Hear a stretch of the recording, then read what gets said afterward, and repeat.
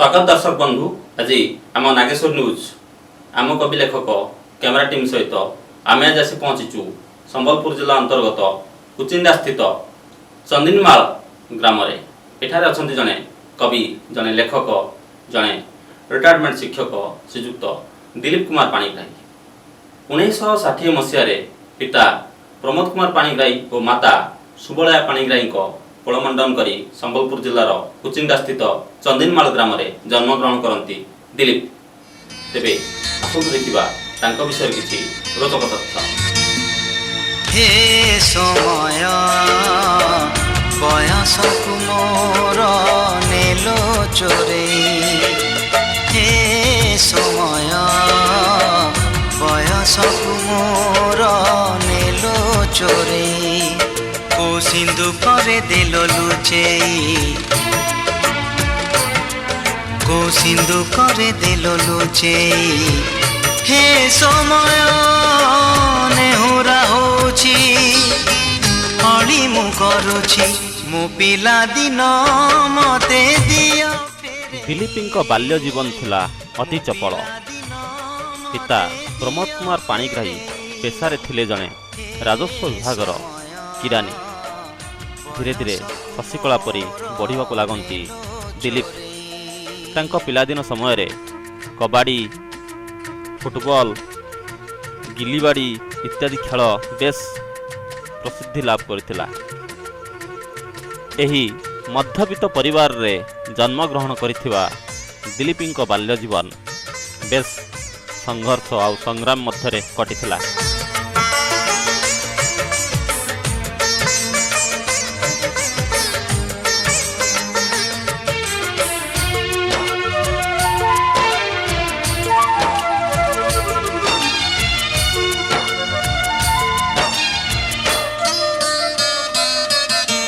बेत माड़कू डरी बही बस्तानी धरी लुचिची केबे जाई आंबो तोटारे केबे नई पठारे।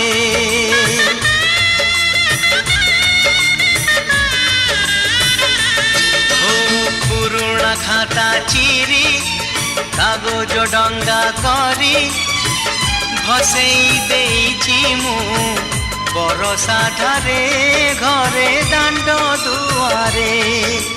बोकु केते मिछ कहिची खरा बेले लुची आंब तोड़ीची चोरी करी पुणी धरा पड़ीची कान धरी उठ बस हेची।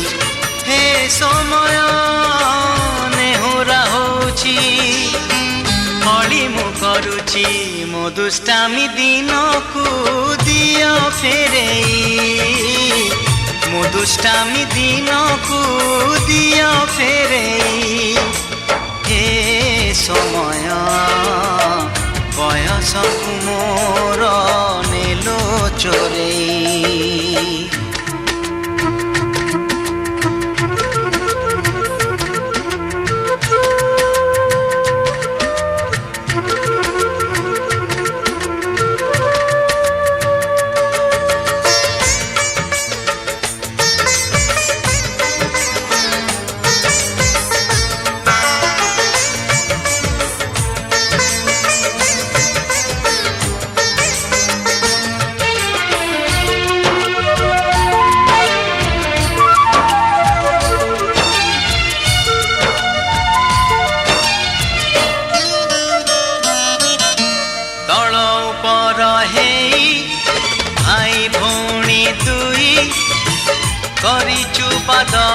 केते रुसिचु केते छोट छोट कथारे।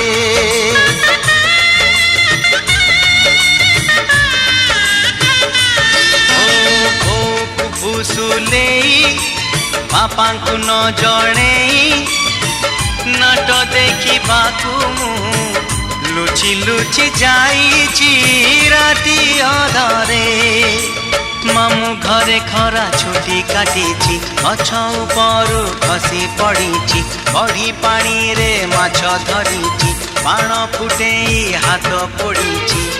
हे समय नेहुरा होची हली मु करुची मु हजिला दिन को दियो फेरेई हजिला दिन को दियो फेरेई ए समय बयस से एक कविता लिखिचंती जार शीर्षकर ना हेउछि गुदगुदा प्रति। धन्य विश्वस्रष्टा धन्य तो सर्जना केउ भावे किए करे उपासना शोभामयी तुत शोभार सारिणी कि देव कागजे कलम टिप्पणी खजुरिया बक्षे मंडीछु बारुणी रचना करुछु कि पुण्य कहानी सदा शुभ्र स्वच्छ रूप मनोहर विधाता जाहार चारुचित्रकर भाषा भावनार तुही सौदागर साहित्य संस्कृति आद्य मूलाधार स्वर्गमर्त्य मध्य जे शीर्ण प्राचीर तोर दर्शने हो जाए दूर सबुज अट्टालिका से प्राधिकरण करिबा योग्य बोली वंदे जे चरण प्राचीन संस्कृति पुण्य परंपरा देश विदेश रे बाजुछि डिंगरा अपूर्व विभव कोणार्क कीरति कला दरबारे लभिछि विख्याति पथर देहरे कीर्ति इतिहास प्रकृति कुकिबा करे उपहास अपरूप शोभा बहुदिय धने ए माटी विभव बखाणु छिटाणे नैसर्गिक शोभा से घंच बनानी दुखी दुख रोग आरोग्य करणी परिवेष्टनित स्निग्ध मनोरम बुझिबाकु केबा होइब अक्षम जीवन जागर आद्य ओंकार रे श्रद्धा निनादित बहुत सुंदर कविता हेइछि ए कविताटी। तांकर आउ एक कविता सत कह तुई मते काना नाई देलु तुई गो मते दे दे बोली मागमी केते समलपुरे माँ जन्म होइछे जुहार करुछे गो तोते गरब नुहे गो बाह बाह गाउछे मनुष्य जन्म देलु सते गो माँ सत कह तुई मते हाथ नाई लिटी मुहे बुही कुटी घरा कला सुंदर केते ताल गछ उपरे काहीं केते दूरे सुखे रहुचे परवते तार छाती देलु दम केते गो माँ सत कह तुई मते केड़े देहे बुही हाथी अच्छे जी माड़ खाई गुप्ती हाते गजमुरुख बली चालुछु गो झुली सजा भुगे दिन राते तार बल कमीगला केते गो माँ सत कह तुई मते घिचुचे जंगल खाउछे पुआल गुहाले शुभुछे राते दौछे गोबर हाड़ हेसी सार पाटने सहुचे केते तारा धर्म छाड़ी देला सते गो माँ सत कह तुई मते गुटे चूड़ पाई जुड़ा हाथ थाई भाई बंधु जेते तते घर नाई बोले झूला धरी बुले सुना फला तोर खेते भायक गढ़वा के लायक नाई हेले तारा काना उना हेला केते गो माँ सत कह तुई मते। खूब सुंदर संबलपुरी भजन माँ समलेश्वरी उपरे तेबे भजनटी पढ़िबार जदि किछि त्रुटि थिबो तेबे दर्शक माने क्षमा करिवे। कला तथा साहित्य जगत को उल्लेखनीय अवदान पाई ओडिशार बहु अनुष्ठान तांकु सम्मानित तथा संबर्धित करिसंती। सेथिमध्यरु स्काट ओडिशा कटक तेलेंगा पेंठरू मध्य से सम्मानित होइचंती। राज्य स्वीकृति 2008 राज्य संवर्धना उत्सव रे तांकु सम्मानित करा जायछि जयदेव भवन भुवनेश्वर रे। शताब्दी भवन टाउन हॉल रोड रु मध्य तांकु सम्मानित करा जायछि प्रमाण पत्र सहित।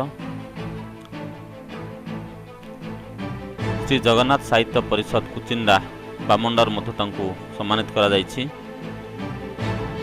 विश्व शांति चतुर्थ विश्व शांति सप्त महायज्ञ कार्तिक मेलार मध्य तांकु सम्मानित करा जायछि। तांकर आउ एक कविता हेउछि इच्छा।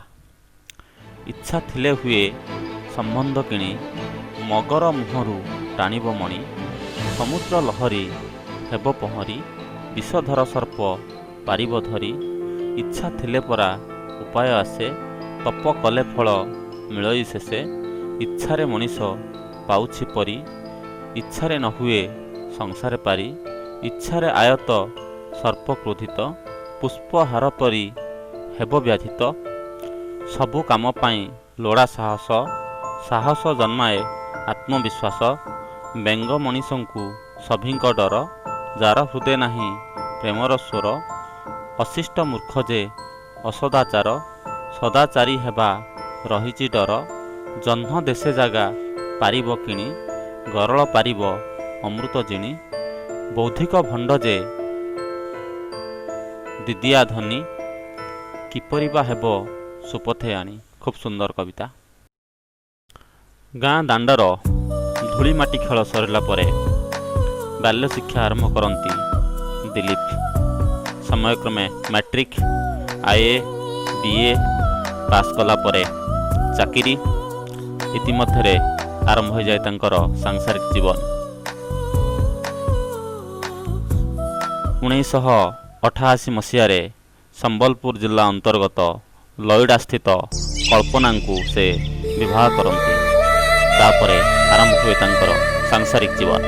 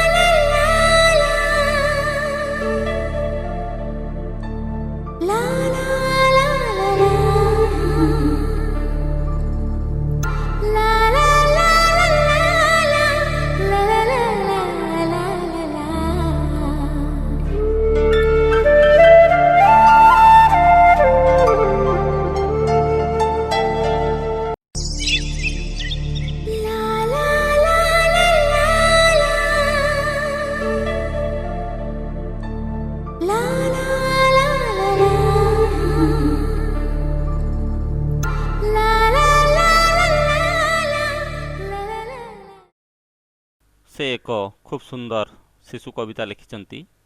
ଆସରେ ଆସ ପଢ଼ିବା ପାଠ। ଆସରେ ଆସ ପଢ଼ିବା ପାଠ, ଜ୍ଞାନ ରଥ ଏ ସବୁଠୁ ଶ୍ରେଷ୍ଠ। ଏ ରଥ ଆସି ଯାଏ ପରସି, ଜ୍ଞାନ ଆକାଶେ ନବୀନ ଶଶୀ। ଭାଇ ଭଉଣୀ ପାଠ ପଢ଼ିବେ, ମଝିରେ କେତେ ଛାଡ଼ି ନ ଯିବେ। ଗାଁ ଦାଣ୍ଡରେ ରଥ ଚାଲିବ, ଗ୍ରାମର ହେବ ପୁଣ୍ୟ ବିଭବ। ପାଠ ପଢ଼ିଲେ ଶିକ୍ଷିତ ହେବା, ସତ୍ୟ ନ୍ୟାୟକୁ ଚିହ୍ନି ପାରିବା। ଏ ଦେଶ ମାନ ଉଚ୍ଚେ ତୋଳିବା, ଅପାଠୁଆଙ୍କ ନାମ ଲେଖିବା। ଜ୍ଞାନ ସମ୍ବଳ ଆମରି ବଳ, ଏ ଗାଁ ଦେଶ ହେବ ଉଜ୍ଜଳ। ପୁଣ୍ୟ ମାଟିର ପୂତ ସ୍ୱାଧୀନ, ମଣିଷ ହୃତୁ ଛିଣ୍ଡୁ ବନ୍ଧନ। ଶିକ୍ଷିତ ଯେବେ ନହେବା ଭଲ, ସ୍ୱାଧୀନତାର ସୁରକ୍ଷା ନାହିଁ। ଅଜ୍ଞାନତାର ମରଣ ହେଉ, ପୁଣ୍ୟ ମାଟିର ସମ୍ମାନ ରହୁ। ଏ ଅଭିଯାନ କରୁ ସ୍ମରଣ, ପରାଧୀନତା କଳୁଷପଣ। ଅନ୍ଧାର ପଥ ରହିବ ନାହିଁ, ଆଲୋକେ ଆମ୍ଭେ ଚାଲିବା ଭାଇ। କର୍ତ୍ତବ୍ୟ ଆମ କରିଲେ ପାରି, ଝଳିବ ସିନା ଏ ଦେଶ ସିରି। ସବୁଠି ଯାଇ ପାରିବ ଛୁଇଁ, ଜ୍ଞାନ ରଥ ଏ ଅନ୍ଧାର ନାହିଁ। ଜୀବନମାନ ହେବ ରୋପଣ, ସର୍ବଶିକ୍ଷାର ପୁଣ୍ୟ ଦର୍ଶନ। ଇଏ ଶିଶୁ କବିତାଟି ବେଶ୍ ମନମୁଗ୍ଧକର ହେଇଛି, ହୃଦୟକୁ ଛୁଇଁଛି। ବହୁତ ଦୁଃଖିତ ଆମେ ତାଙ୍କର ଡିଟିପି ଲିଭି ଯାଇଥିବାରୁ, ଭଲ ଭାବରେ ଦେଖାଯାଇ ନଥିବାରୁ ଆଉ କେତେ ପଦ ମଧ୍ୟ କବିତା ଥିଲା ଆମେ ପଢ଼ିପାରୁନାହୁଁ, ଦୁଃଖିତ। ତେବେ ବହୁତ ସୁନ୍ଦର ହେଇଛି କବିତାଟି। ତାଙ୍କର ଆଉ ଗୋଟେ କବିତା ହେଉଛି ମୂଲ୍ୟାୟନ। କୁଚିଣ୍ଡା ତୋତେ ପ୍ରଣତି ଜଣାଏ, କାଳ ଗର୍ଭେ କରୁ ଖେଳ। ମାଳ ମାଳ କଳା ଭରିଅଛୁ ଝୁଲା, ଗାଇବାକୁ କାହିଁ ବେଳ। ଦୁଇ ପୁଣ୍ୟସ୍ରୋତା ପର୍ବତ ସମ୍ଭୂତା, ଗଳେ ବିମଣ୍ଡିତ ତୋର। ଉତ୍ତର ଦକ୍ଷିଣେ ଭେଡ଼େନ୍ ଖରଲା, ଶୋଭା ପାଏ ହୋଇହାର। ପକ୍ଷହରା ହୋଇ ଏ ମାଟି ଭାରତୀ ଲକ୍ଷ୍ୟହୀନେ କାଟେ କାଳ। ଅର୍ଥ ଅଭିବୃଦ୍ଧି ନୁହଁଇ ସମୃଦ୍ଧି କହିବାକୁ ଲାଗେ ଭଲ। ଜଳିବା ଶକତି କାଠେ ଅଛି ବୋଲି ପାରୁ ଅଛି ସେତ ଜଳି। ଶକ୍ତି ଅଛି ବୋଲି ସାରସ୍ୱତ ଖ୍ୟାତି ସେବୁଛନ୍ତି ପ୍ରାଣ ଢାଳି। ତୋ ବଣ ପାହାଡ଼ କୋଣେ ଅନୁକୋଷେ ଲୁକ୍କାୟିତ ପୁଣ୍ୟଧନ ଭରସା ରଖିଛି ବିଭୁଙ୍କ ଉପରେ ହେବା ପାଇଁ ମୂଲ୍ୟୟନ। ଖୁବ୍ ସୁନ୍ଦର କବିତା। ତେବେ ଶ୍ରୀଯୁକ୍ତ ଦିଲ୍ଲୀପ କୁମାର ପାଣିଗ୍ରାହୀ ନାଗେଶ୍ୱର ନ୍ୟୁଜ୍ ଓଡ଼ିଶା ତରଫରୁ ଆପଣଙ୍କୁ ଅଶେଷ ଅଶେଷ ଧନ୍ୟବାଦ ଆମକୁ ସହଯୋଗ କରିଥିବାରୁ। ଆପଣଙ୍କର ଚଲାପଥ କୁସୁମିତ ହେଉ, ଏତିକି ଆମର ପ୍ରଭୁଙ୍କ ପାଖରେ ପ୍ରାର୍ଥନା। ଧନ୍ୟବାଦ ଜଣାଇ ରହୁଛୁ।